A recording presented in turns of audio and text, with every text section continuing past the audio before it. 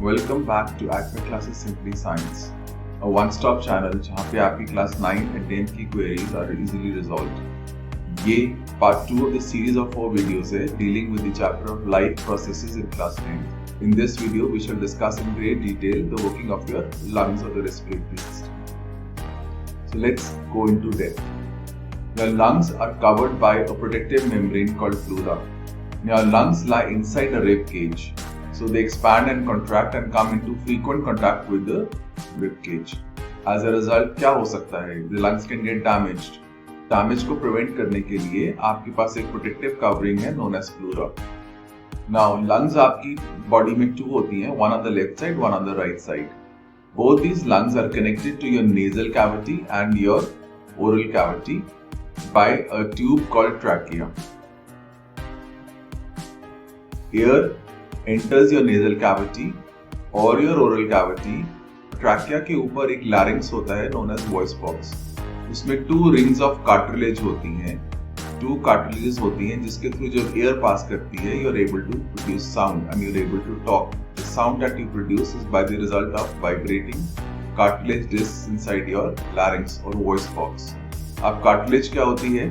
आपकी बॉडी में काफी एरियाज में सॉफ्ट बोन होती है, जैसे नोज की टिप्स पर या एयर्स के अंदर जो सॉफ्ट बोन होती है उसको कार्टिलेज बोलते हैं। ऐसे ही सॉफ्ट बोन की कार्टिलेज आपकी voice box in other words larynx में होती है।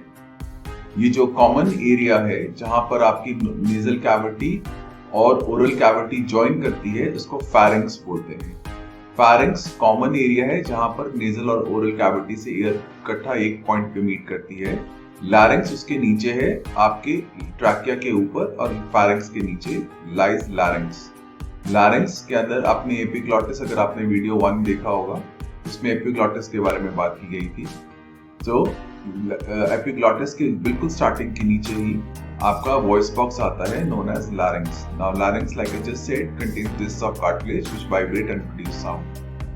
और आपका trachea then splits into 2 bronchi. One goes to the left lung and one goes to the right lung. अब bronchi के अंदर भी further branches create होती हैं as it goes into the lung. So, in bronchi known as primary bronchi breaks down into form secondary bronchi or tertiary bronchi. और उन bronchi के end पर ये sac-like structures होते हैं known as alveoli.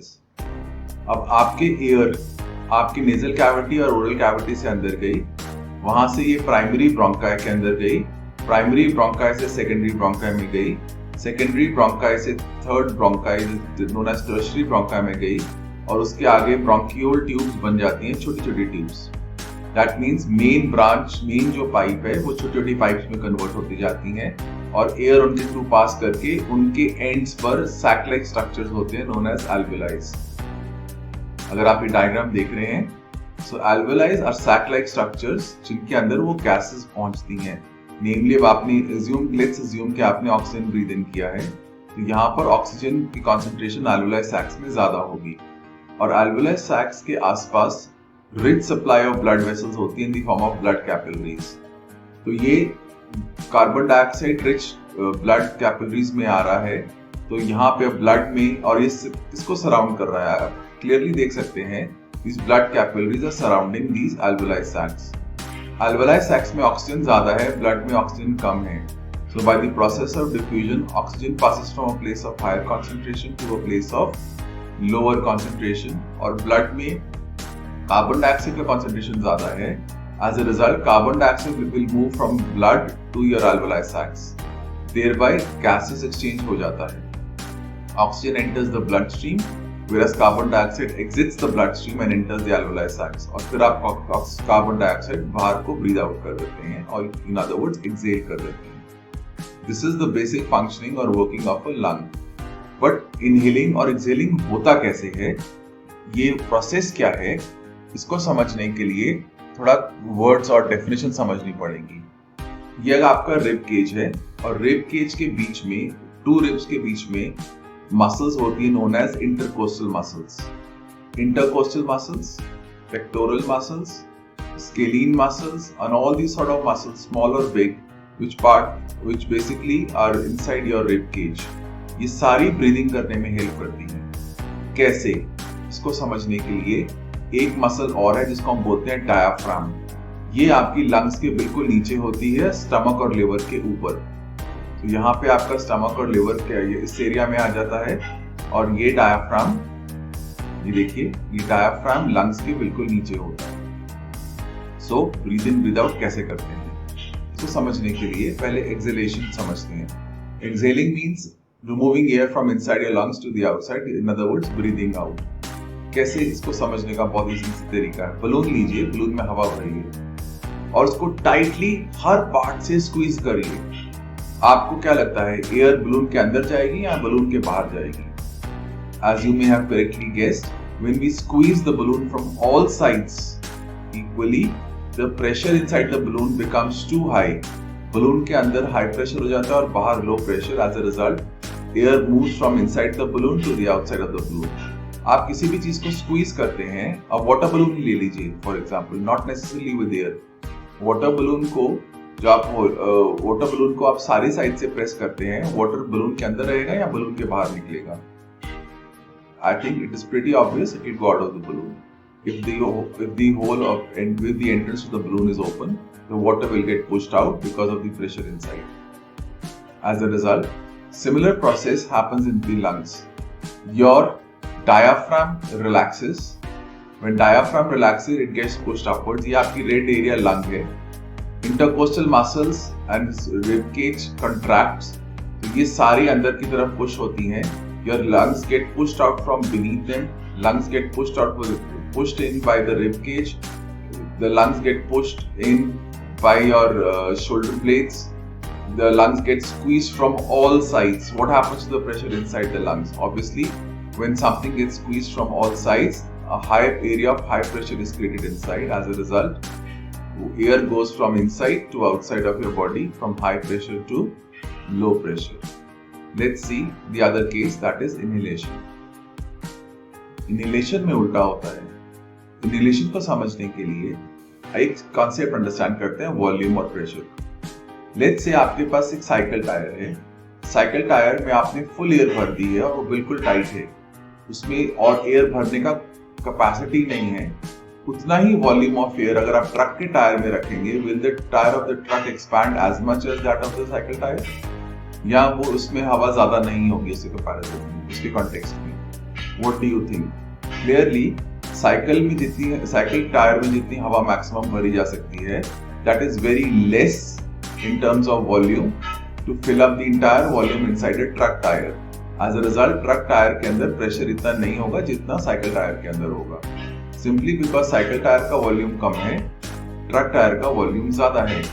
Cycle tyre में कम air में भी बहुत ज्यादा प्रेशर क्रिएट हो सकता है, बट उतनी ही एयर में जितनी साइकिल में भरी जाती है, ट्रक टायर में उससे उतना प्रेशर क्रिएट नहीं होगा, because that quantity of air is less for a truck tyre. Similar process happens with your lungs.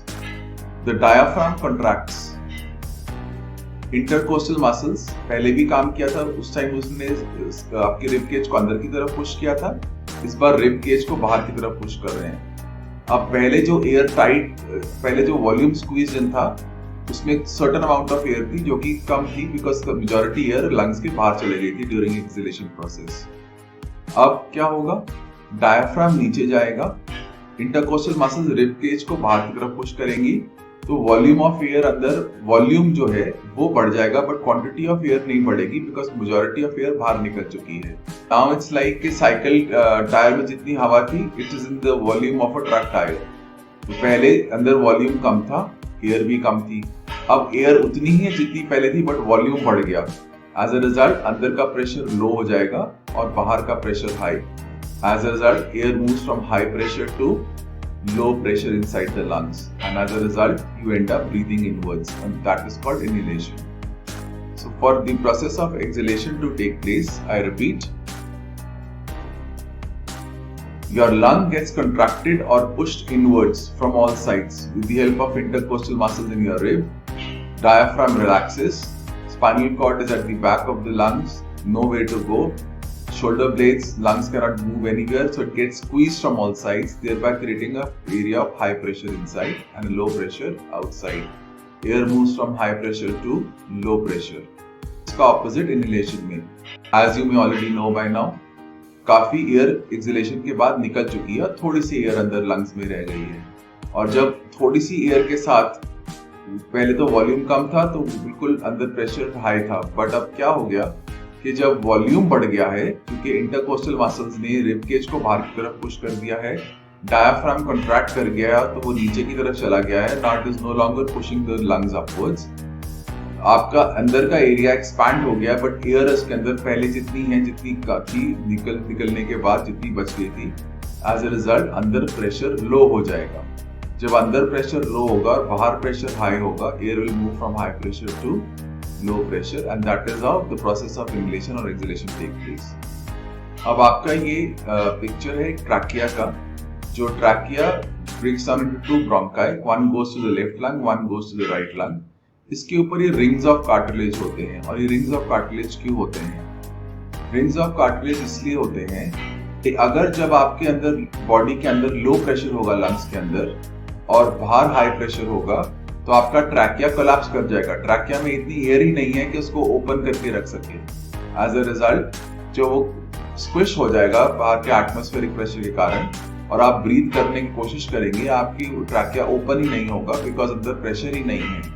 और ऊपर एयर के प्रेशर के कारण वो इतना स्प्रेस हो गई है, स्क्वीज हो गई है, it will never be able to open itself. So to keep it open, ये रिंग्स ऑफ कार्टिलेज होती हैं जो कि ट्रैकिया के अंदर इसको ओपन रखती हैं, even if the pressure is low inside. As a result जब ये लो प्रेशर सिचुएशन क्रिएट होती है इनहेलेशन के टाइम पर, तो ये ट्रैकिया ओपन रहता है।